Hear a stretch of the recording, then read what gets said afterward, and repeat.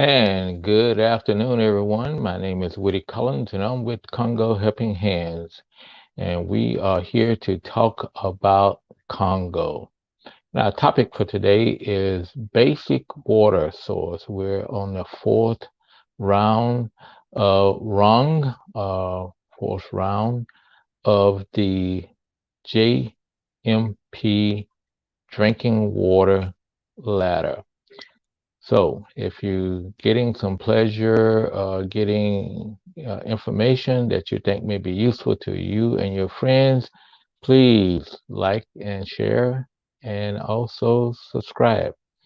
So let's go ahead and get started with our topic for today, basic water. But before that, we will do a short review. Okay. We started out with surface water. Surface water is from a lake, a river, a stream, or something that has not been treated and is flowing naturally, and which probably has a lot of contamination into.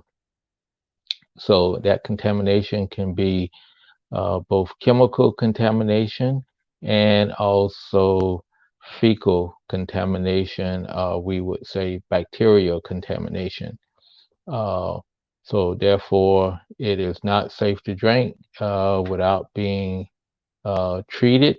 And as I talked earlier, I mentioned that here in Indianapolis, we have the White River that flows through, and we pump water out of it and treat it and use it, and a lot of other cities do the same. And then we also put our treated wastewater back into that river. So it goes on, and that's the way it happens. But as you would expect in a developing country like the Congo, they cannot use that because they don't have a treatment plant to put it in there, but they still would wind up with bacteria, both and chemicals going into the water that would make it very hazardous and deadly to drink. The next step up is unimproved source. That is some source of water that has not been improved, or the improvement is not, I would say, sufficient. It could be a water well, but the access to that water well can uh, allow contamination to get into it, or it could be a capped spring that's not properly improved, or it could be just nobody maintained it, and so now there is cracks in it that allows bad water of bacteria or chemicals to get into it. So that's what we would say that is unimproved source. And by unimproved, we're basically saying that it is not safe to drink. Then we also have a limited, uh, is the next round up. And the limited is we're assuming that it's safe water because all the protective measures are in place. And so it should be safe water to drink.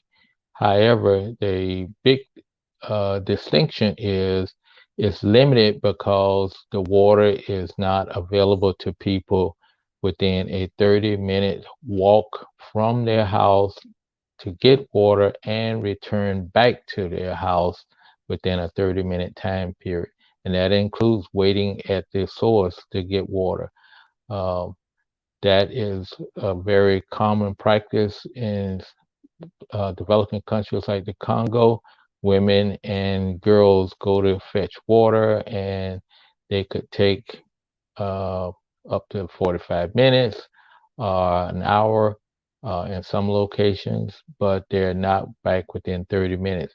And that was a distinction that they made, is that it's not really accessible if you can't leave your house, go get water, and come back within a 30-minute time period. So today we will move up one more, and we will talk about basic uh, water source would be a source that we still say that it's improved, and so therefore we are assuming that the water is safe to drink because all the protective measures are in place and being actively monitored to make sure that there's no contamination, either chemical or bacteria contamination into the water. So therefore, that water is probably safe to drink, and therefore we make that assumption, and also we're saying that it's improved water source. However, distinction over a limited one is people can go from their house to the water source, wait in line, come back, and still make that round trip within 30 minutes. And as I said, we here in the United States, we can make a trip to the store within a 30-minute time period. And so just to think how long 30 minutes is, but that's how you're getting your basic water, is that you're going to have to go get it. It's not water that's been, uh, it could be very close to your house, but it's not actually being pumped, piped into your house or something like that. That would be the last category that we would talk about on tomorrow.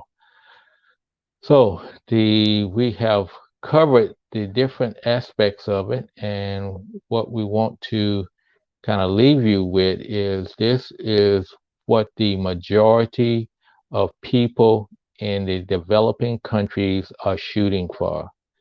If everyone could have basic water source, it will be very, very good, and millions of lives would be saved throughout the world every year because they could go get water that's safe to drink, and also it would not take them all day, and they would not spend, girls and women wouldn't be spending all their time getting water.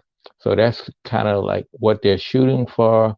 However, we do have another step above that, which is more comparable to what we have here in the United States, but it is still a long range goal.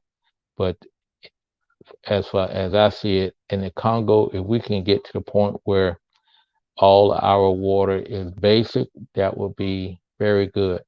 Currently in the rural areas, only about probably about 50% of the water or less is basic water, meaning say it's safe to drink and they can go and get it within a 30-minute time frame.